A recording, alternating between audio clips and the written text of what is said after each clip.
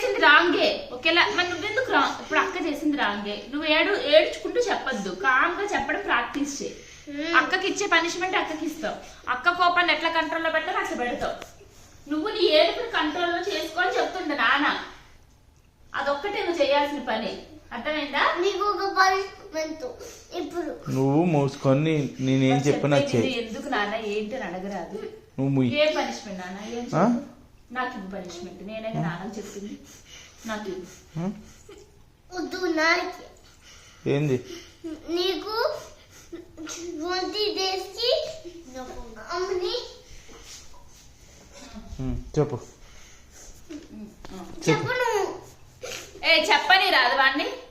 నువ్వు స్టిక్ ఆ స్టిక్ నాకి ముందు నా స్టిక్ చెప్పేది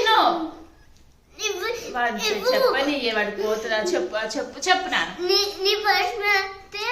ఎప్పుడు నాని మీ అమ్మకి కలిసి చెప్తా ఏం చెప్తా ఏం చేసావు ఏం చేసిన మీ అమ్మ మీ అమ్మని కాల్ చేయప్పుడు ఎందుకు చేయాలి నేను చేయను నాన్న ఇప్పుడు పడుకుంటుంది రా వాళ్ళకి 4 o'clock నిద్ర చేయకపోతుంది ఆ ఏడుపే కంట్రోల్ చేసుకోవాలి అని చెప్తాను నీకు కటింగ్ ఎప్పుడు చేస్తా ఏం చెప్తావు చేయిస్తే ఏం చెప్తావు పండగకి ఏం చెప్తావు ఏం చెప్తావు వీక్షిస్తాను ఈసారి వాడిని కసరంగా నేను చూశాను అనుకో వీక్షిత ఎలా కొడతానో నాకు తెలీదు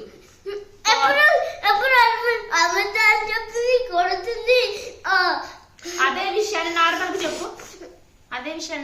చెప్పడం నేర్చుకో చెప్పడు పెద్దన్యా రేపు మిడిల్ స్కూల్కి వెళ్తావు కాలేజ్కి వెళ్తావు అప్పుడు ఇలానే వెళ్ళవా కాలేజ్కి వెళ్ళవా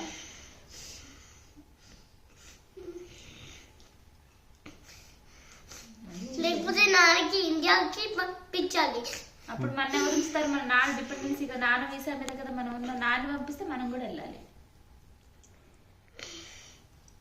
లేకపోతే నాన్నే మనల్ని పంపిస్తాడు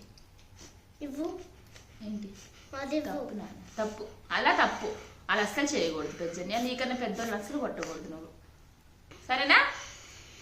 ఇరిటేట్ అవ్వకు కంట్రోల్ చేసుకో కూల్ అవ్వు ఏడుపు వస్తే ఏడు చేసే చెప్పు సందీప్ నువ్వు కూడా పెద్ద కదవుకో ఎందుకు ఇరిటేట్ అవుతున్నాడు నువ్వెందుకు ఇరిటేట్ అవుతున్నావు నువ్వు ఇరిటేట్ అవ్వబట్టి నేను నచ్చిన నువ్వు ఈ మాట వినట్లేదు కనుక నీకు ఆల్రెడీ చెప్పిన పేపర్స్ అన్ని తీసి ఒక్క దగ్గర పెట్టాలి మళ్ళీ నీట్గా బ్యాగులో పెట్టాలి అన్ని చెప్పినానా కానీ నువ్వు ఎప్పుడైనా చేస్తున్నావా ఎందుకు చేయట్లేదు నువ్వు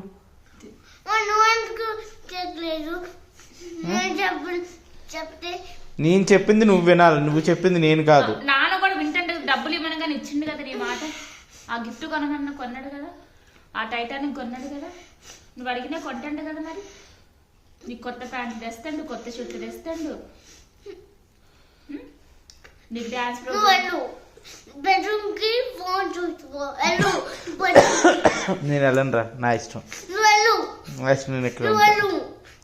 నువ్వు